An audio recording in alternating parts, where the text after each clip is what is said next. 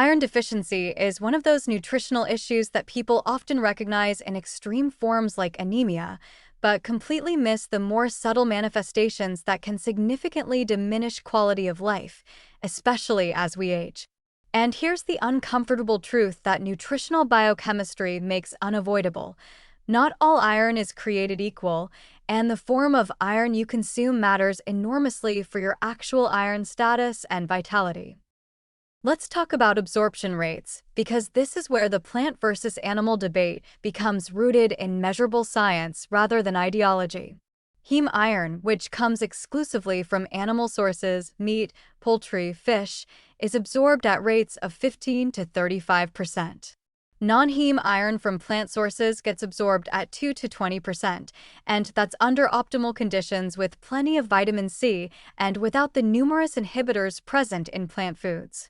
Phytates in grains and legumes, oxalates in leafy greens, polyphenol in tea and coffee, they all substantially reduce non-heme iron absorption. This isn't minor.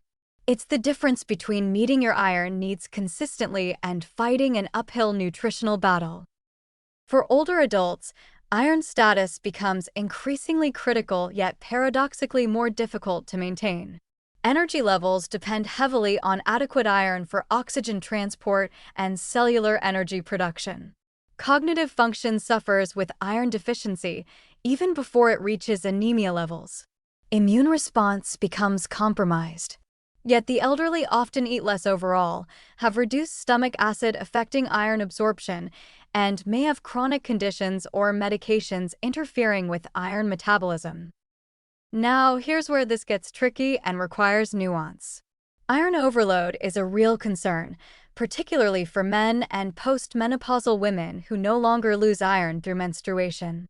Excessive iron, especially from supplements, can promote oxidative stress and has been associated with increased cardiovascular risk in some populations. This is why blanket supplementation without testing is potentially dangerous. Iron is one of those nutrients where more is definitely not better, and the balance matters critically. The practical approach requires individual assessment. Get your iron markers checked, not just hemoglobin but also ferritin, which reflects stored iron, and ideally transferrin saturation. These tests paint a complete picture. If you're relying primarily on plant sources, food pairing strategies become essential. Consuming vitamin C-rich foods with your iron sources significantly enhances non-heme absorption.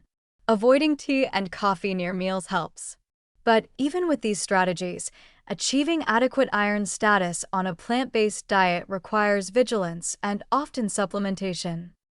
For meat eaters, particularly those consuming red meat regularly, iron sufficiency is generally straightforward. But there's a warning here too. If you're eating processed meats frequently or consuming large amounts of red meat, you might be getting too much iron, especially if you're not menstruating. The key is moderation and testing. 3 to 4 servings of red meat weekly typically provides adequate heme iron without excess. The quality of life implications here are substantial. Subclinical iron deficiency, where you're not anemic but your stores are low, manifests as persistent fatigue, reduced exercise capacity, difficulty concentrating, and increased susceptibility to infections. These symptoms get dismissed as normal aging, but they're often correctable with proper iron management. Conversely, iron excess contributes to oxidative damage, potentially accelerating aging processes and increasing disease risk.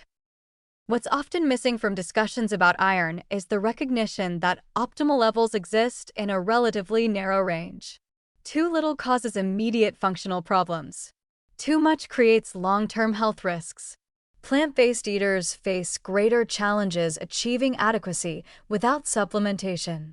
Omnivores face challenges avoiding excess if they're not monitoring intake. The solution isn't choosing a dietary camp and assuming you're fine. It's testing your individual status and adjusting your approach accordingly. Iron is too important for energy, cognition, and overall vitality to leave to assumptions or dietary ideology.